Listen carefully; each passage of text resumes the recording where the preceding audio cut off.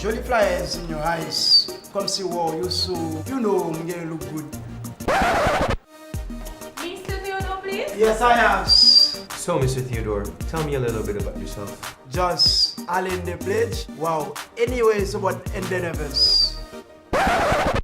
Depuis 1942, Institut Haïtiano américain établi comme meilleure école pour apprentissage anglais en Haïti. Li gen pi bon professeur yo ak salle qui pa gen trop élèves. Yon bibliothèque qui gen tout livre besoin.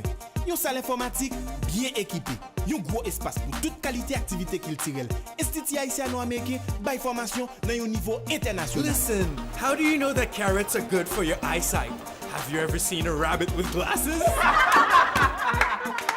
Institut Haïtiano américain, c'est numéro 1 dans apprentissage anglais en Haïti.